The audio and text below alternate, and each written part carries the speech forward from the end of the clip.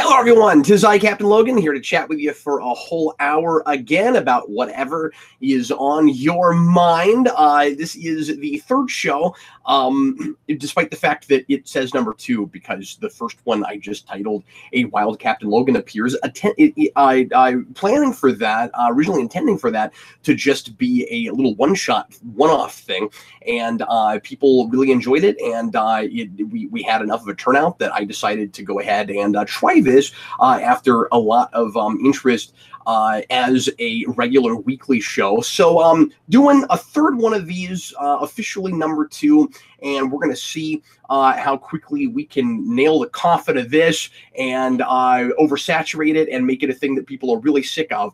We'll see how fast that happens. But for the foreseeable future, I'm going to keep trying it. And sorry, I'm a little bit late, or I'm an hour late today. I put out a message this morning on social media letting folks know that I had errands I had to run this afternoon, and so I wasn't able to be here at the normal time. But usually the show is going to be 3 p.m. in the afternoon Central Time, Midwest time. I'm in Kansas City on Wednesday afternoons. You might be able to tell from my voice I've been slightly under the weather, not sick, but I've had a little bit of not even a cold the last couple of days. I've been cleaning, and I'm horrible with dust, and so it's messed with my sinuses, and so my voice is not 100%. That's also partly because I've been doing a whole lot of talking the last few days, or I should say I was doing a whole lot of talking all day Sunday, because that's when Eric and I shot most of the omnibus. We shot the rest of it last night. It was so long we weren't able to do it in a single day. Tell me if you can tell where the cutoff is when you actually watch the omnibus. And no, it's not exactly where the video itself cuts, because we are going to have to post that as 2 separate things. Of course, none of those are up yet. I've got it exporting right now as we speak. I was hoping the first part would be up today, but I think it's probably going to be well into the night or tomorrow. But the first video of those should be up, of the separate segments should be up today. The captain's log is also exporting right now, so I wanted to get that out first because it's more timely, and so all the trailer discussions and stuff about news over the last several weeks is there.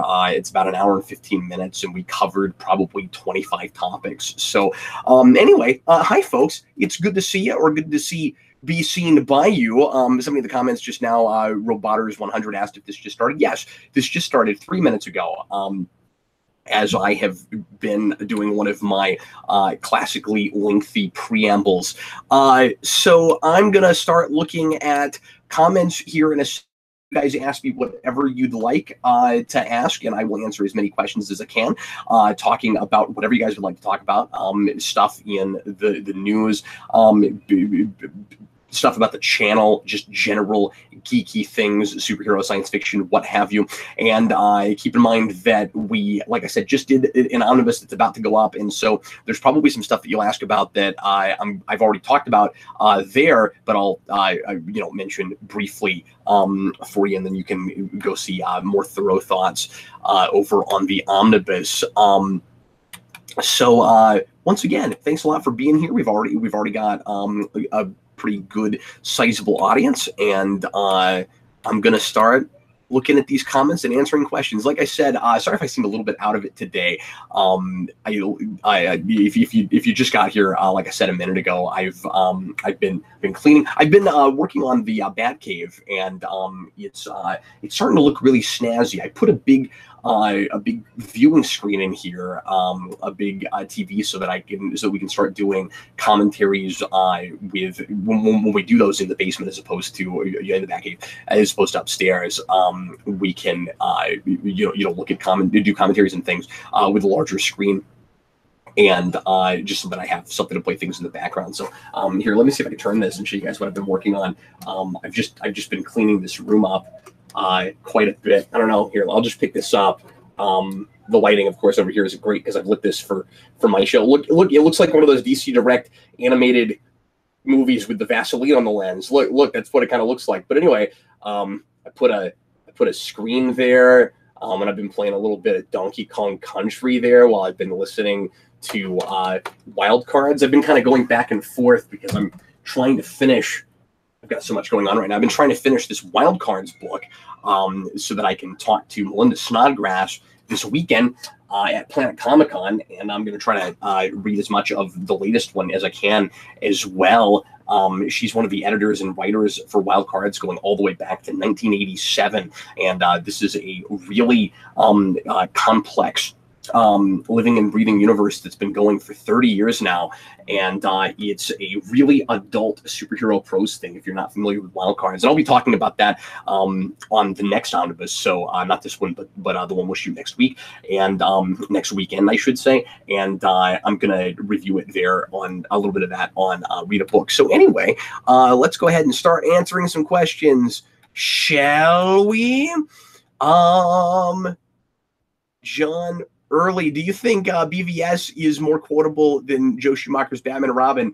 Yeah, I would say so. Actually, I think I go to it more often, and I don't know if that's because Batman and Robin is just like it's really easy and obvious to make pot shots at that. And obviously, it's easy and obvious not to make pot shots at BVS, but I think like kind of with that movie, it's more like the ice puns and things like that. I don't think a lot of the writing in that, like is silly and bad as it is as quotable as BVS, because BVS is trying to take itself so seriously. And so when something is supposed to play so hard for drama, like Martha, which of course everybody is always quoting all the time, that's a lot funnier than quoting a thing that kind of knows it's dumb. And I think Batman and Robin kind of knows that it's dumb. What else? Let's go ahead and start trying to run through some of this stuff. Ding, ding, ding, ding. Yeah, I know. And that's what I can't stop saying. I just can't stop doing it. It's not a one-liner. It's not quoting like a line so much as just a guy being a complete psychopath. I mean, let's face it, there's no way to deliver that line in such a way where it wouldn't be hysterical and quotable, I don't think, but I think Eisenberg takes it all the way to the top. All the way to the top. Daniel Davis, thoughts on the recent rumors, the Joker movie, and the fact that they're approaching Joaquin Phoenix for the role? Personally, I think it's a wrong-headed move. I don't know. I think he could be great for that role. What's perplexing about it to me is that was pitched as a Joker origin story, and he's in his mid-40s. So he seems like a really interesting choice, and of course he's a wonderful actor, and I think he's really versatile.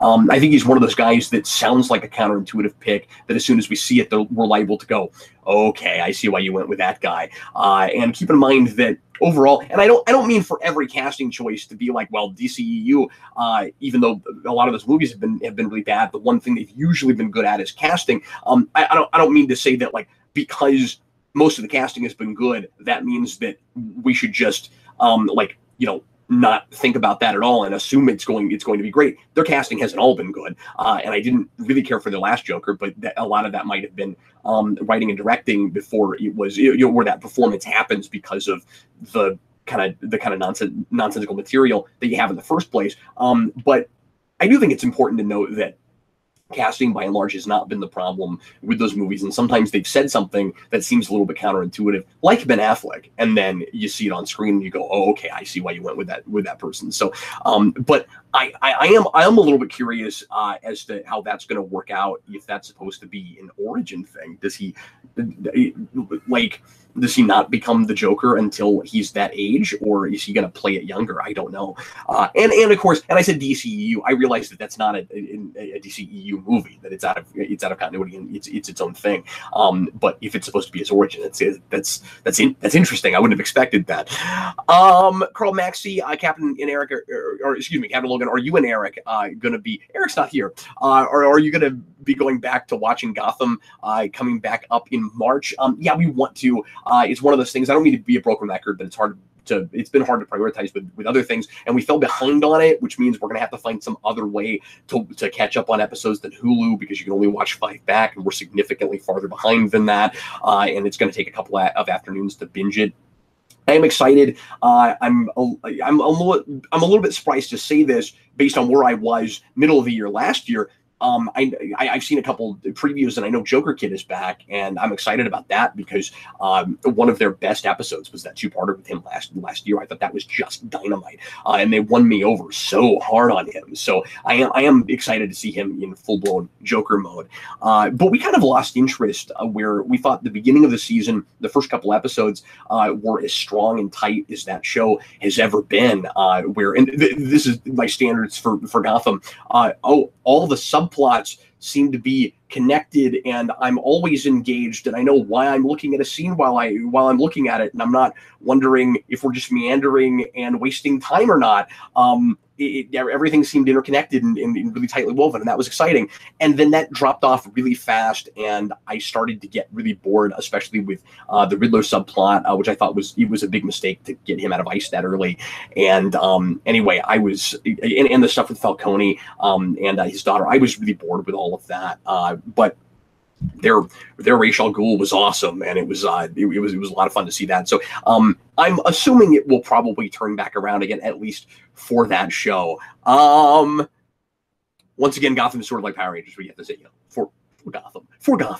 I'm sure that will get great. Carl Maxey, Captain Logan, do you believe you will? I have, and I probably will again. I think chances are, especially if I scrape my hand on something or whatever. I'm not like super klutzy, but just every now and again. I have I've never mentioned this. I don't know if this will interest anyone. I don't have a lot of scars, but the one of the scars I do have is hilarious because it's not an interesting story. So I'm going to tell it because it's not interesting, and that's what's funny about it. When I was in high school, I nicked the back of my hand. You won't be able to see it on camera. It's really subtle. It's a super. I'm not even going to show it to you. You won't be able to see it. But I have this super tiny scar where I just nicked my hand on the back of a laundry hamper, and it stayed there. And I was like, well, that's not like a cool scar or anything. Anyway, let's see. We're still talking about DCU. Donnie St. Pierre, should we be worried or happy about the fact that DC hasn't announced a lot of Elseworlds movies?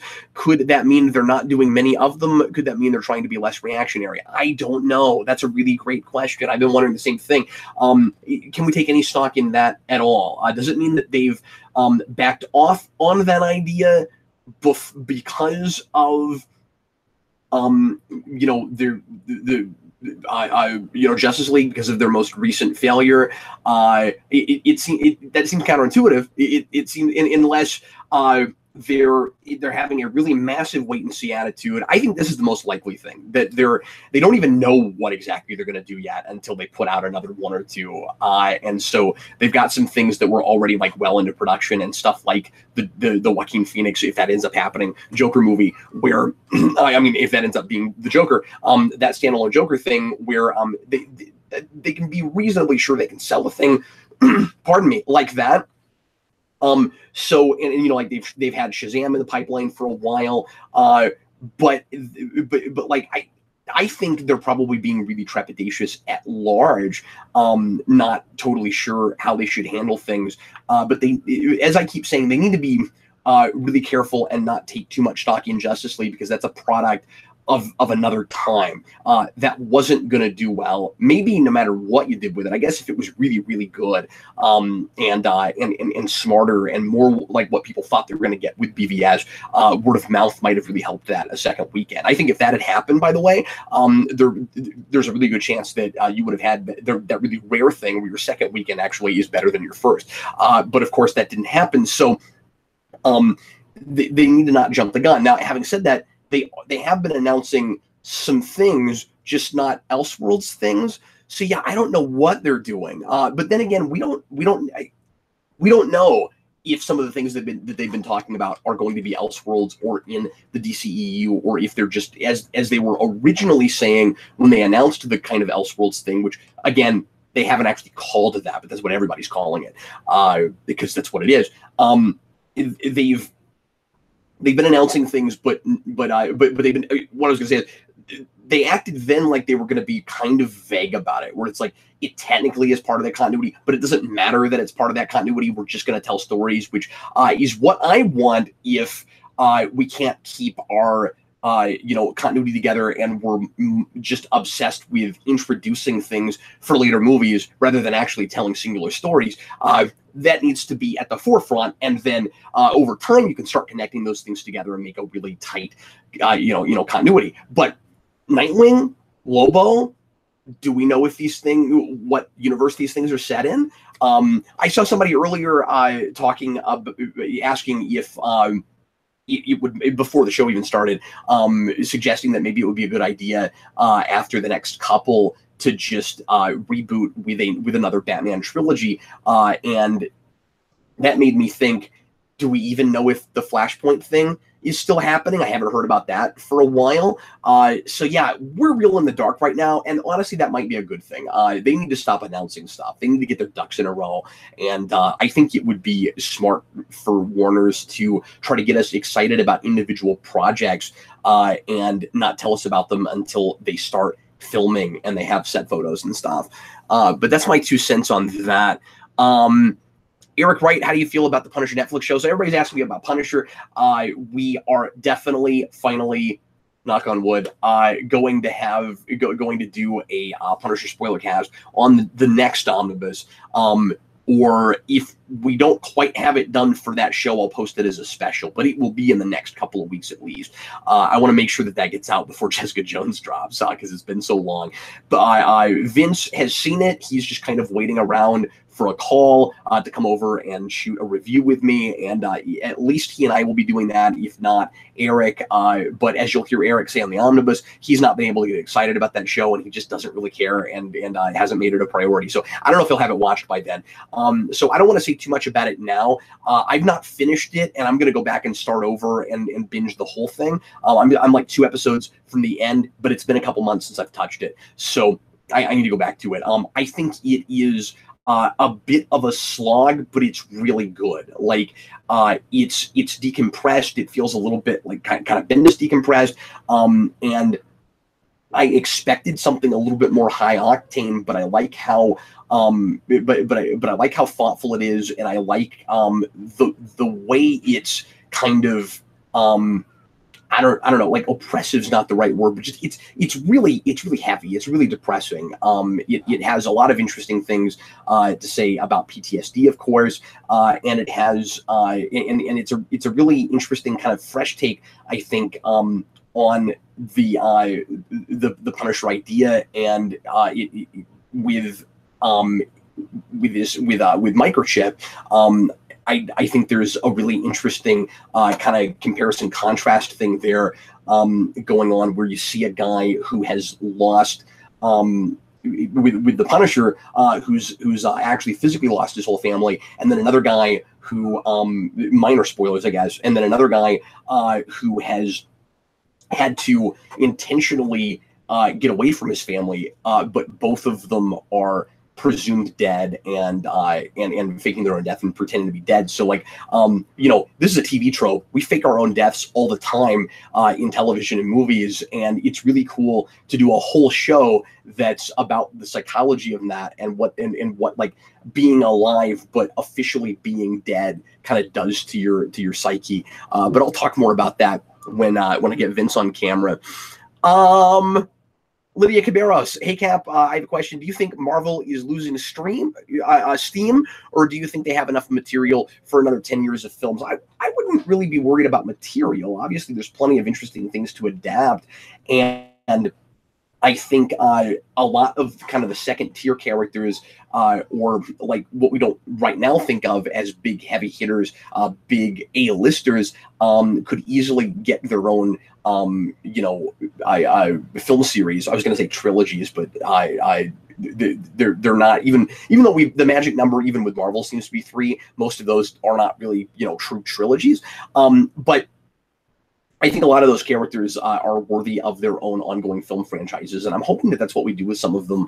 And of course, as Eric and I keep talking about, we don't know who they're going to kill off or if they're going to keep anybody dead in Infinity War, but I would bet you money that we're going to see some mantles get passed down. So Black Panther looks like it's going to be huge. It looks like it's going to be the biggest opening of February ever, and it's going to break the records and beat Deadpool, or something else beat Deadpool. I don't even remember. But I think something else beat that. I can't remember what it was. But anyway, everyone, including myself, was immediately captivated and lost our minds and fell in love with that character in Civil War.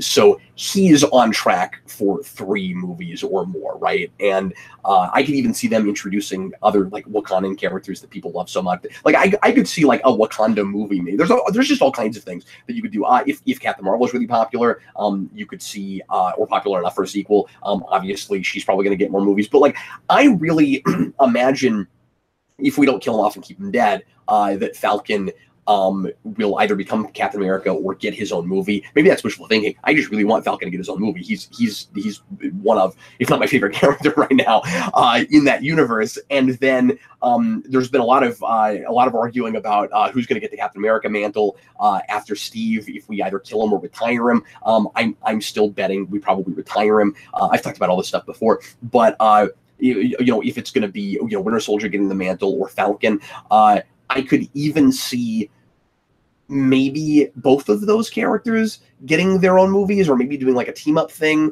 or something. But no, I don't think there's any reason to worry about losing steam unless they lose creative steam. So I wouldn't worry about like ideas or characters so much as just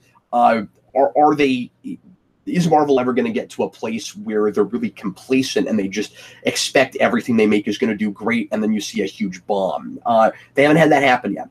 We haven't had one movie that hasn't more than made its money back. So as soon as they have, and Ant-Man could have been it, right? And that was a more inexpensive movie for them, and they were really jazzed at the 45 or 50 million opening weekend that movie did. Like they seem to, as a studio, even understand that they're making different movies that will appeal to different people. And as I've always said, one of the things I like about Marvel is that they tackle it not just as a big ongoing film franchise or an ongoing story, but they think of themselves as a movie studio that's making different kinds of movies. So even though they're all set in the same universe, they think of themselves just like Disney or Fox or Warner Brothers or any other movie making studio. And I think that's really smart. And so there's been complaints that they try to force things sometimes to be too accessible to, and they don't take enough risks. And that is sometimes a warranted complaint. But I appreciate at the very least that with something like Ant-Man, they don't expect that to be Iron Man. And they're okay with characters that are second stringers and still can get their own movies. And so I wouldn't be too concerned about losing steam, at least in that sense. Let's look at some more questions, shall we? Blue Dragon 5, what is your ideal ending for Gotham? I have no idea. That has gone so far off the rails and so far into crazy land territory. I don't know how you end that. Kill everyone. Like Bruce Wayne either becomes Batman already like as a kid, just wearing like a full-blown bat suit, and then the end of that show is like no man's land ends badly or something like that, and everybody dies, or you never actually see him become Batman, and he leaves Gotham and lives happily ever after, and the island explodes and everybody dies. But I don't think it's not a prequel anymore, right? Like, and it's been a long time since it really felt like that. It was the latter seasons of Smallville by season 2, right, where it's just all the Batman stuff's going on, except it's young Bruce Wayne and Batman's not there, but he's already trying to be a vigilante, or at least was for a minute there, and as Eric predicted, already kind of hung up his makeshift crappy looking costume. So but I'm sure he'll put it right back on pretty soon. But that needs to be a thing that doesn't that leans into what it has become now and doesn't pretend like it's still leading to anything and just completely go its own way, I think. So yeah.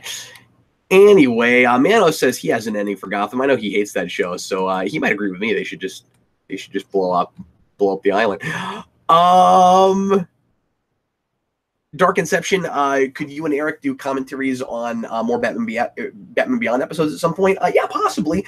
I if Bat Chat ever ends, we'll do other animated Batman movies or Batman TV shows, and I might start like trying to grab. I was gonna say because like part of this is my fault, and part of it is just like like getting together with Dan with Dan's news and finding time for us to meet. So some of it's just my busy schedule, some of it's his busy schedule. I was gonna say, if he were okay with it, I might find like one or two other people and like rotate out co-hosts so we can get that out more often. But I hesitated saying that because I should talk to him about that first before I say anything like that. But if Batman Beyond were to happen, it would be on Bad Chat, when we get back to that show.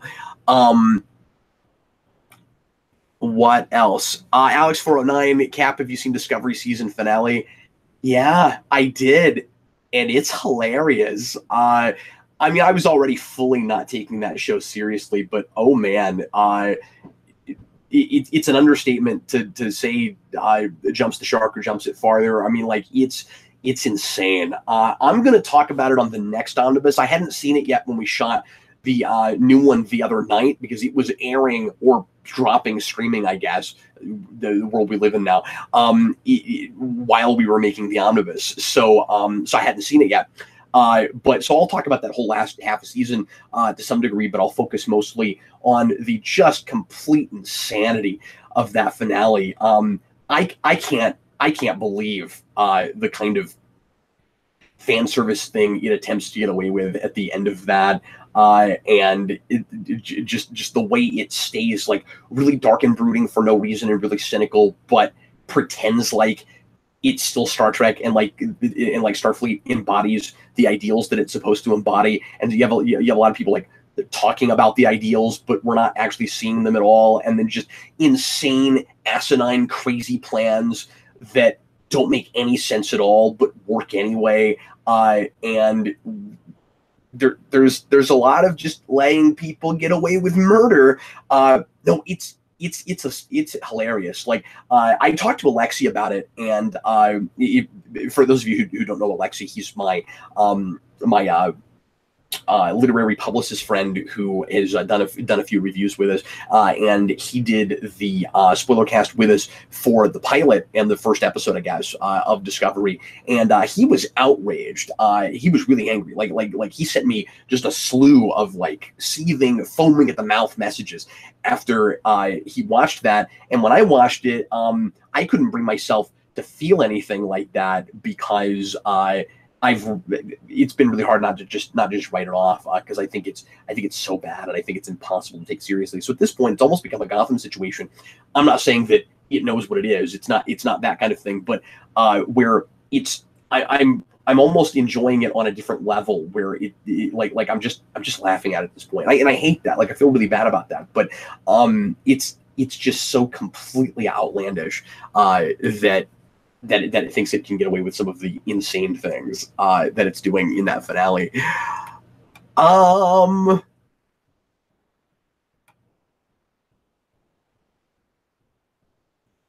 Sorry, folks. Give me just a second. I'm not. We have a pretty big audience, but not as many people posting right now. So if there's if you haven't gotten in the chat and you want to talk to me about something, leave your comments. Lexington Steele, Cap, have you ever read Justice League Mortal? No, I haven't. I need to do that at some point. Daniel Davis, when is the next Superhero Rewind? Any ideas on what it may be? I talked about this a couple weeks ago on the live show. It's definitely going to be Iron Man 3. And like I said, I'm not going to always announce it, but it's been so long with this one. And I mentioned that back in, I think, December at one point. So I'll happily let you know what the very next one is. But no, I don't know yet. I'm just so hip deep in the middle of other things, including Batman Year, that I don't want to start working on one and get too behind on other stuff. So I'm sorry that's kind of sitting on a little bit of hiatus right now. But I just don't want to make any promises about it at the moment. But don't worry, it will come back. When I finish with Batman Year, and I know people are going to groan because it's like, oh, but Cap, it's going to be such a long time. I know. But there's going to be some time in between doing that and any other kind of projects like that. Not to give too much away, but I'll be I like really front loading and prioritizing Rewind after that. I also really want to get cracking again on Crypto Freaks, and it's just all too too much stuff at once. So I have to kind of concentrate on one thing at a time. I should also mention that in case you haven't heard yet, my wife and I have a baby on the way, and that's going to happen in July into August, like late July, early August. And of course, when that happens, I won't be able to do nearly as much written stuff. So I'm hoping to. That's the other reason I'm not working on Rewind right now. I'm hoping to get as much Batman Year made as I can by then. But I'm not going to. Originally, I was going to take a long sabbatical, but then I realized the only thing I'm able to do when I'm taking care of a baby, because I've done this twice now, is watch things. There's a lot of just like rocking the baby to sleep, feeding the baby, walking around the house with the baby to calm it down, that kind of thing. All you do is watch TV. So it's all you end up doing. And so because I'm going to have so much time to watch stuff, I figure it shouldn't be too difficult for Eric and I, at the very least, to still make a couple of omnibuy a month, the way we have been. And so at the very least, we'll still do that. I don't know what that'll consist of at that point. I don't know how much more or less stuff will wind up on that show. But we should at least be able to kind of keep the momentum going on the channel with that show and all the segments, inside that show, while I'm not able to do a lot of writing there. A lot of people in the comments who didn't seem aware of that, so I'm glad I mentioned it again. Eric Wright says, congrats, thanks a bunch. Kelly Jones, is it a girl? We don't know, but that's what we're hoping, and we're not going to find out until the delivery date. So we didn't do that with Jason and Freddie, but we decided to do that this time because we actually have a preference, because we're actually really hoping for a girl this time. So for those of you that haven't heard yet, with Jason and Freddie, we decided that we had better continue on this hilarious accidental horror thing theme. And so if it is a boy, we're gonna name him Michael, and if it's a girl, we're gonna name her Carrie. And again, fingers crossed, really hoping for a girl this time. That's the reason that we tried again, because my philosophy was, you only live once, and I'm really curious to know what raising a girl will be like. And I've had a lot of people that are like, oh no, Cap, you don't want that. And I guess I'll find out after it happens. I really do. I want to know what that's like. And so I'm hoping that happens. But if it's a boy, that's fine. I at least know how to do that. So anyway, thanks a lot for all the congrats, folks. Really appreciate it. What else? Donnie St. Pierre, are you excited for any upcoming Nintendo Switch games? That's an interesting question, because I love that system so much, and I've had a lot of fun with it, but I only own 3 games because they haven't put out very much that I really want for it. And if anybody knows of great Switch games, because it's not a big library yet. I know most of what the titles are, or at least I have seen them. I mean, I can't sit here and name them all, but I've seen a lot of the titles. But if there's anything that that anybody thinks like I might have missed, or that would be a title that I would just skip past and wouldn't think to get, that's really great, that you think is of my sensibilities at all, let me know. There hasn't been a lot with that library that I've really cared about, and I can't think of a whole lot that I know about that's upcoming that I'm just really jazzed about. There are some things that you can get on other systems, third-party things that I really want to get on the Switch, because it would be nice to be able to travel with it. So I kind of wish that I had been able to buy a Switch before Sonic Mania came out, because of course I was going to buy that day one. There's no way around it. But I didn't have a Switch yet, so I bought it on the PS4, and I want to rebuy it now because I want to be able to travel with it on the Switch. Somebody for Christmas gave us the Batman Telltale game, the first one, on the Switch. So that's kind of fun. You can travel with this really violent, sometimes disturbing and horrific Batman game. So that's fun. Somebody gave that to my wife, so I'm hoping I can get her to play it. But the only other things I have on the Switch right now are Mario Odyssey, which I played a ton of the first couple weeks and need to go back and get Moons. Jason just schooled me with that game. Like my 7-year-old, he's got like 500 moons. Like he's played the crap out of that. And then I of course I bought it with not a bundle or anything, but when I bought it, I also bought the Mario Kart 8 Deluxe Edition, and I've just been playing that. And a little bit of Odyssey, and so I love the system, but there's not a lot with the library yet that I really care about. And like I said, I'm racking my brain, kind of stalling, trying to remember. I can't think of anything that I know is coming out exclusively for that system that I'm excited about. So I'm sure some folks will mention some stuff. Please do if you know of anything. Joseph Port 96. Does this mean we can expect any Buffy or Angel videos in the future? Eric and I are still owe Patreon, and of course this goes to the whole channel, but because of a Patreon goal that we met a while back, Eric and I still owe you guys a marathon, a live viewing marathon, and the next one was supposed to be Buffy and Angel. So yes, and that's going to happen in the near future. I don't have a date for you yet, but within the next month or two, I'm hoping to schedule that. I wanted to get past Batmania and get past the first omnibus and start getting Batman Year posted. So I should mention where we are with Batmania. Today is day 31, I believe, and or maybe that was yesterday. Today's 32. Killing Joke just went up, is about to go up. It's exporting right now as we speak. I think that's 31, and so there are 5 more left after that. So that's going to go through this week into the beginning of next week, and then immediately following that will be the prologue for Batman Year. So look forward to that. I'm really proud of that. I'm really excited to show you guys what we're cooking up for you with the narrative there, and then we immediately go into Nightfall reviews the week after with the first episode, which is covering Vengeance of Bane, which I have absolutely fallen in love with, and I did a real thorough analysis about that video is about 20 minutes long on the 48-page one-shot. 48, or is it longer than that? Vengeance of Bane. Carl Maxey, Killing Joke movie was weird. Yes, it was. That's an understatement. Absolutely.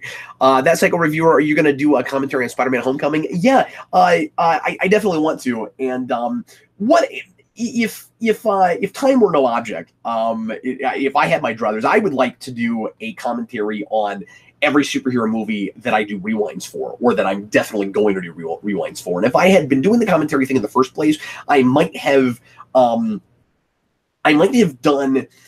like reviews and then a couple weeks later done a commentary while the whole thing is fresh in my mind. The only thing I don't like about that is that kind of risks just saying all the stuff I said in the rewind. But I guess looking at the thing frame for frame and scene to scene, things would come up that you didn't say in the rewind, and also that you maybe wanted to but didn't have the space to, or just forgot to bring up. So I would like to start doing more of that kind of thing, but so I'm a little bit back and forth on, like, do I want to continue doing commentaries for things I haven't done rewinds on? But then at the same time, that's nice too, because, you know, you watch it with another person and you get their perspective and they point out things that maybe you've never noticed before. And then that ends up really positively informing the rewind. So both of those things are valid. I think I don't think I'm ever going to land on a particular method for it. But I guess the long and short of it is, yes, eventually at some point there will be a commentary for Spider-Man Homecoming. I know that with the Spider-Man movies, I knew as they came out, Dan and I usually did a commentary just after it came out. Dan and I haven't been able to meet regularly because he's in law school and he is just hip deep in the law. Dan is the law. So whenever he gets a break, we're gonna try to shoot as much stuff as we can so that you guys have more content from Dan. But I don't want to do the Homecoming commentary without Dan naturally, because he's our resident Spider-Man expert, and he loved that film, and I know he's going to have a lot that he'll want to say about that. Don Draper, when is the Gotham by Gaslight Batmania being posted? That's going to be the last of them, of course. So next Monday or Tuesday.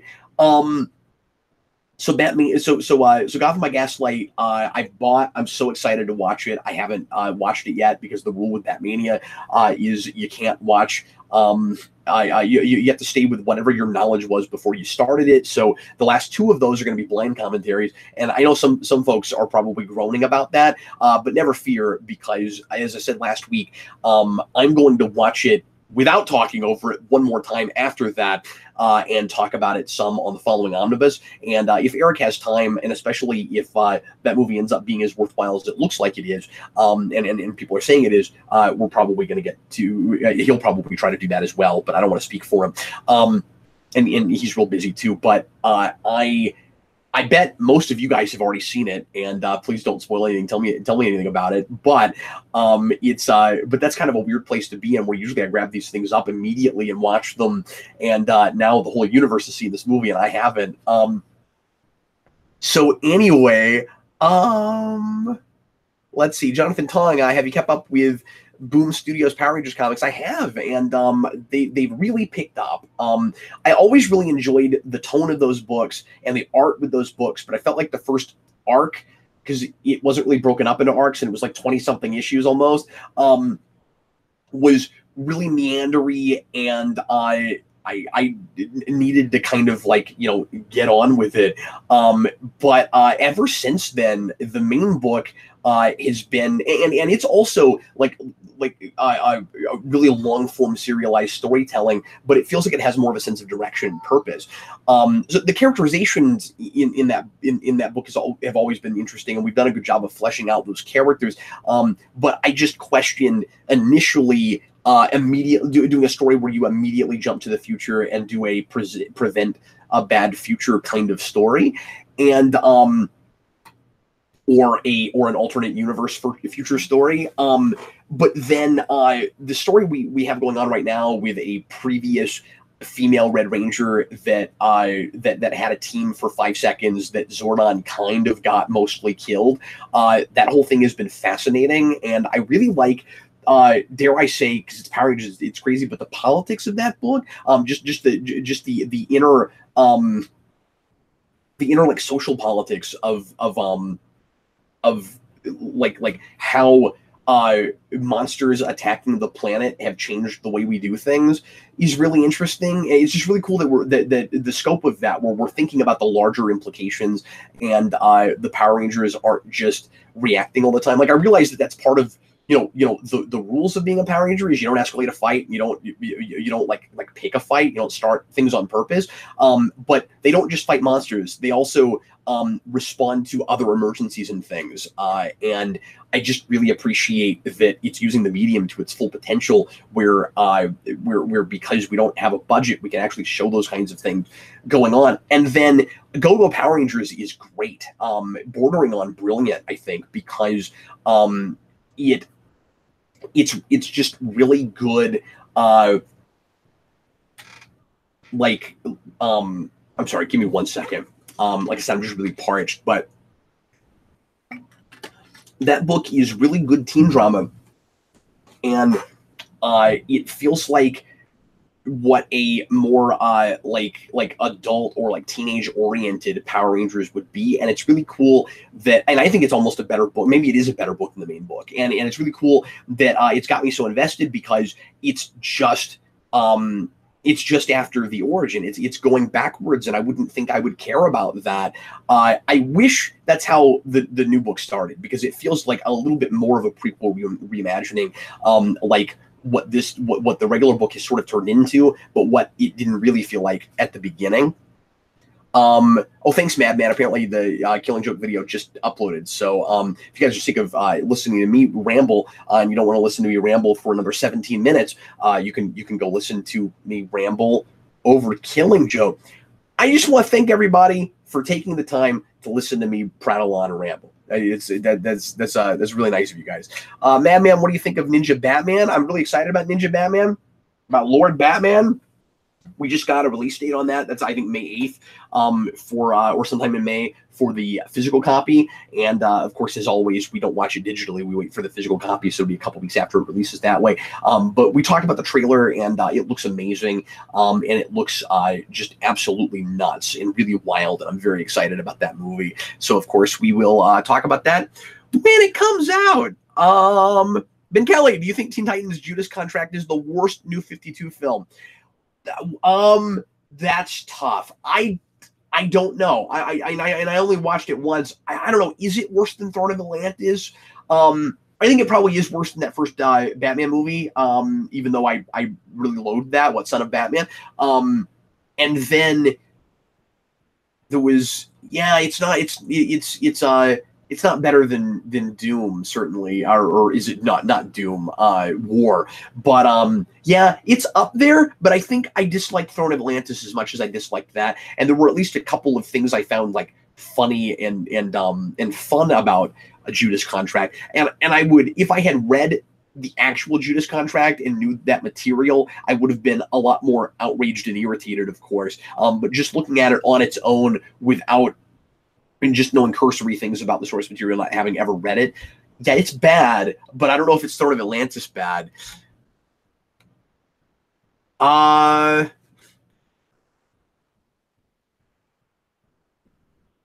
the Hun, no, we didn't look at the Mark Hamill impression. Sorry about that.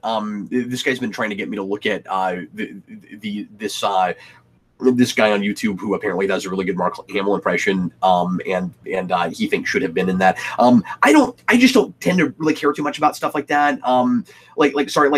I've heard people who do really good Mark Hamill impressions, but like that doesn't immediately make me go, oh well, go get somebody else. Like, Mark Hamill always wanted to do that movie. Part of the reason that movie happened was because he wanted to do it, and so of course they were going to go get him. Like, retroactively going and looking at a thing like that and saying, see, like, they should have gotten this guy. Like, I'm sure it's great. I have a hard time caring about fans doing like really good likenesses of things,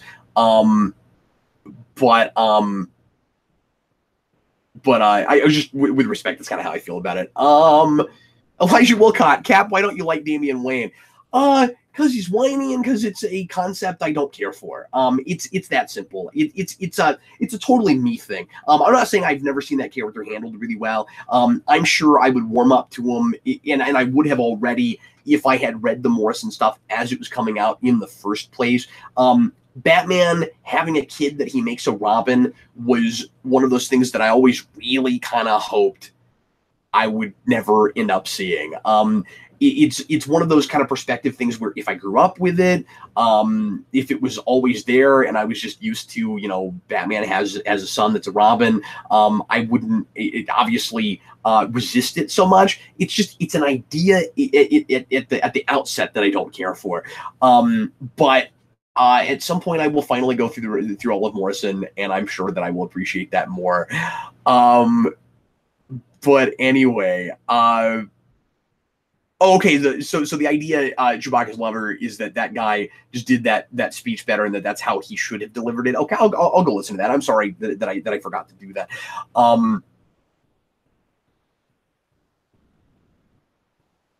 Let's see. Brick Dan Cap, have you seen Dunkirk? No, I keep forgetting to watch that. And I didn't get to the theater. It was a movie that I was kind of curious about, but I didn't end up bothering with. And I usually when a Nolan thing comes out, I get inundated with requests to look at it, and that didn't happen this time. And so I kind of forgot about it, to be honest with you. And then when it dropped on DVD, I was like, or Blu-ray, I was like, I should watch that. I still haven't gotten around to it. So I will try to eventually talk about that on the Omnibus. Elijah Wilcott responds to what I was saying earlier, saying, I'm young enough that Damian was there when I got into comics, so I like him. And I'm not saying that only people who grew up with Damian Wayne like him. I know lots of people that have been, that are older than me, that have been reading comics longer than I have, that also like Damian Wayne. But a lot of that is a Morrison thing. And I really like Morrison, but, and again, I may have more of this when I finally read his whole run, but I don't have the kind of kneel at the altar of Morrison mentality that I think a lot of Batman fans have. With respect, nothing against anybody. Like I get it. He's brilliant. It's just his Batman is not exactly my Batman. Daniel says that's a tense film. Yeah, that's what I've heard about it as well. Carl Maxey, what do you think of Daredevil getting a law passed in order for superheroes to testify against villains? I didn't realize the law actually got passed. I'm behind on Daredevil comics, so I read the beginning of that whole thing and thought that was a really intriguing idea. I'll respond to it and talk more about that when I've read more of it. What else? Sorry, the comments are starting. I'm having the opposite problem I did earlier, where there weren't quite enough comments, and now they're just like scrolling constantly. Madman, how many more questions can you take before you have a mental breakdown? Do I look like I'm going to have a mental breakdown? I'm having a good time. No. I must say, I don't want to just throw a number out. I think it just depends on what the questions are. If it was, we'll see. I almost said like a couple of like kinds of questions or things people could do in comments that would make me have a mental breakdown, but then I don't want to do that because then people will try it, So I'm going to say 0. I'm good. That's what I'm going to say. Ultron 32, Cap, any thoughts on Logan's adapted screenplay Oscar nomination? It deserves it. I also think it probably deserved other nods. I think it should have gotten a Best Picture nod. And that's one of those things where it's hard for me not to be kind of cynical about it and say that was obligatory. And they gave it 1 because they know people love it, but they're not going to give it its real due. I don't know if that's true. It's hard for me not to think that way about the Oscars. Jeffrey wants to know if I've looked at recent Team G videos or if I listened to Dial a Song today or looked at that video. No, I haven't, Jeffrey. I need to start keeping up with Team G stuff more because suddenly I'm starting to feel like a lesser Team G fan because of all the things that Jeffrey's keeping up with that I am not. So I will try to remember to do that. Indian Trekker 26 must have missed my talk earlier about Discovery and how insane I thought it was, but yes, I did watch that finale, and it's Bat Starship crazy. That's all I'm going to say about that right now. Mano says the Oscars don't respect superhero films. Yeah, that's still the case, and we need to knock that off because that's not a superhero film. It's based on that kind of source material, but let's look at things on their own terms. It's a brilliant movie. The majority of critics and just viewers alike agree. It was a real fresh, new, wonderful, gut-wrenching, heartfelt experience, and it should be recognized for that. That's what I think. Man says The Dark Knight should have won in 2008. Yeah, and that was also, I think, pretty obligatory. Where I still say Ledger would not have may he rest in peace, would not have won the post post-death Oscar if he hadn't died. If he'd still been around, I don't even think he would have been nominated. I really think that. Logan Dodd wants to know what I think about the Venom teaser trailer. We talk about that on the Omnibus, which is about to come out, but I'll just say real quick that I don't think they had enough material yet to make a teaser, and I don't think they should. I think I talked about this last week. I don't think they should be pretending like Venom is as popular as Spider-Man or he's like Batman or something where all you have to do is like put up a V and people know what it is. It seems like Sony is continuing to act too big for their britches about the things they own because they're upset that they weren't able to make Spider-Man work for them and make the money that they needed without having to work with Marvel. And so they're trying to turn Venom into their Spider-Man.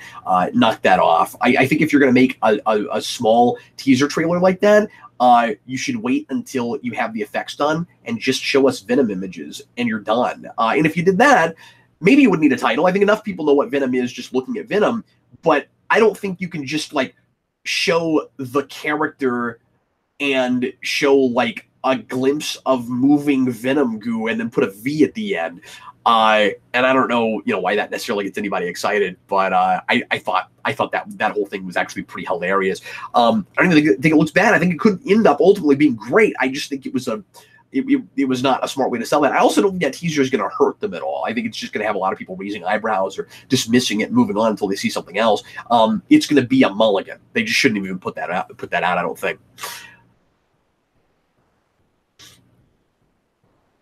I got about 6 minutes left, folks. Well, these just fly by. And like I said, I've been like just wanting to play this by ear and see how well these do. I kind of figured that after a few weeks of this, it would really kind of die off and people would get kind of sick of it. But third week, we still have a ton of questions coming in, and you guys are absolutely great. So Blade Runner was snubbed, Connor. You're right. That was another one where it definitely deserved a Best Picture nomination, or at least some other nods.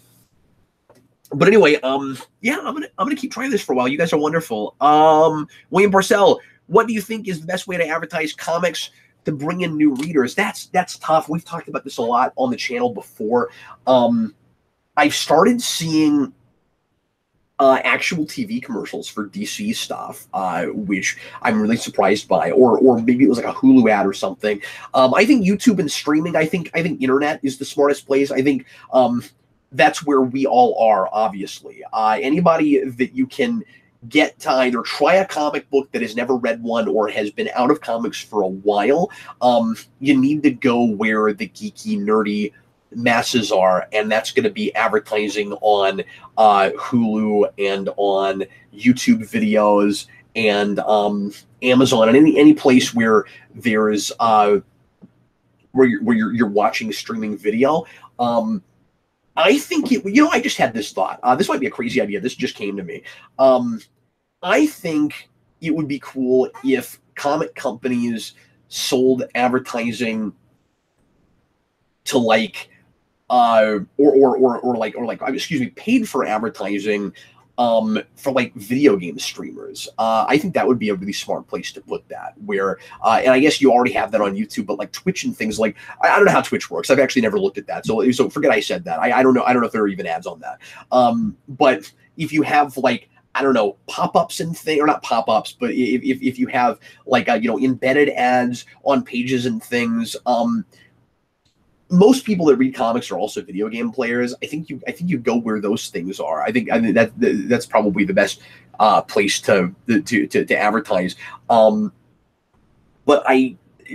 there's always kind of the question of just how easy is it to get people to get into a medium that looks so daunting to get into. I still think word of mouth is the easiest way to get people into comic books. I really do. I think.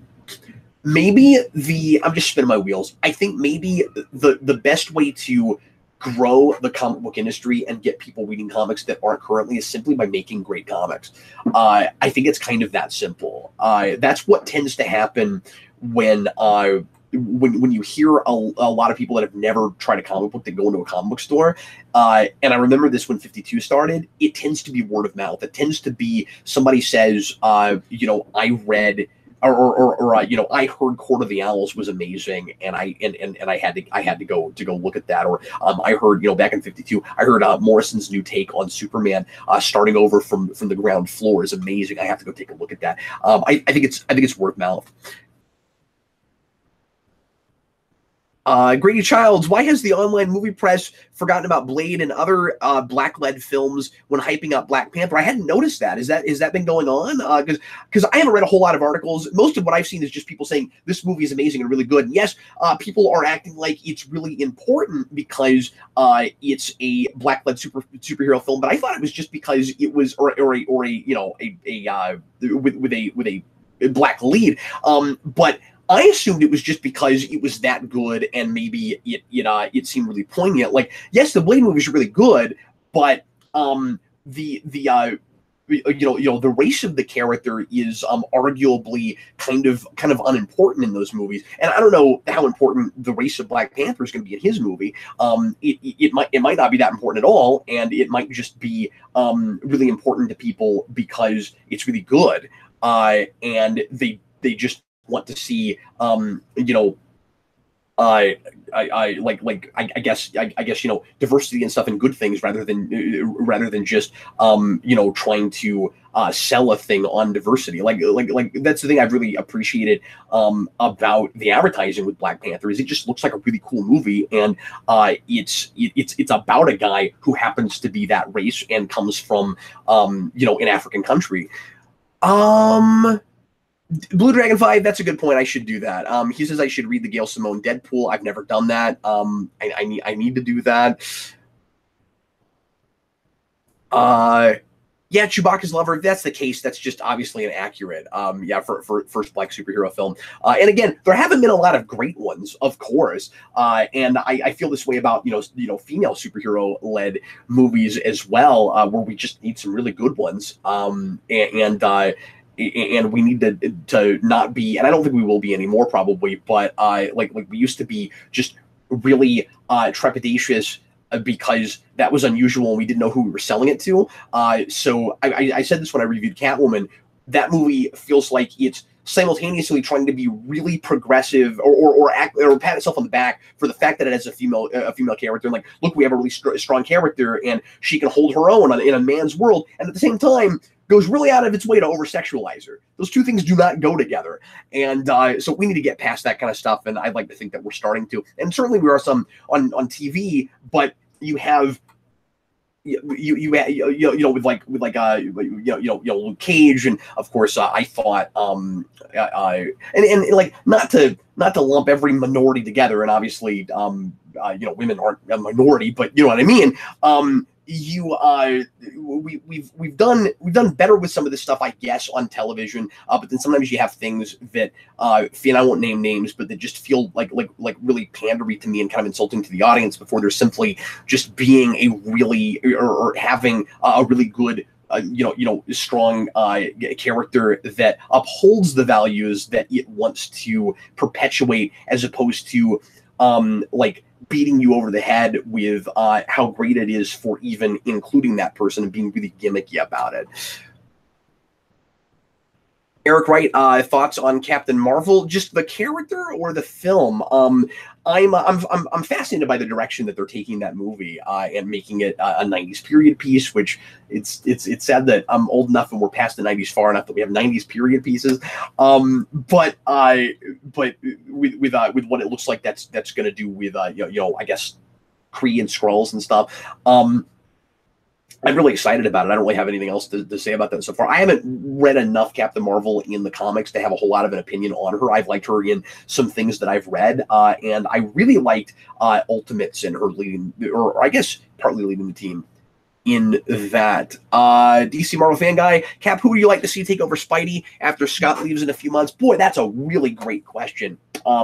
You're putting me on the spot a little bit. I feel like with who's in the stable right now, I don't know. I think this won't happen. The easy answer is Peter David. I think he should be allowed to take a crack at that and have a run.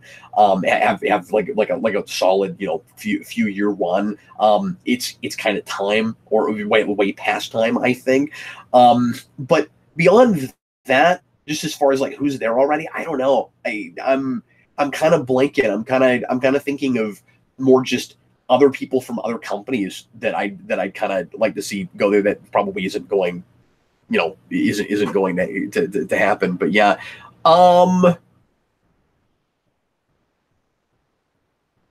what else? We're already past 5. I'll answer one or two more real quick. Yeah, DC Marvel fan guy. I tried Scarlet Spider and read that first issue and really hated it. Has it gotten better, or did you like it from the beginning? Marvel Purcell, what new non-sequel solo films do you think we'll get in the MCU after Phase 3? I would have to really think about that. Again, put me on the spot right away. I'm not sure. Like, characters we haven't introduced yet that they're most likely to grab onto, I don't know.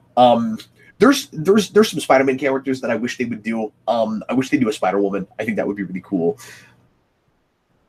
Solar Dragon 007, are you and Aaron going to review Star Wars Legends stuff in the near future? We should. I don't know. We don't have immediate plans, but I really want to get back to Legacy because I loved it, and there's books I want to read and stuff. So I don't know how quickly we're going to do that. We're blowing. Pardon me. We're blowing through Mirage Ninja Turtles right now, and we're also going to try to do Tom King Batman soon, starting from the beginning. So I don't want to load up too much on my plate yet with the comic stuff. But to do real good, cool, like thorough, 20, 30, 40-minute discussions on these things, we can't have more than 1 or 2 features at a time. So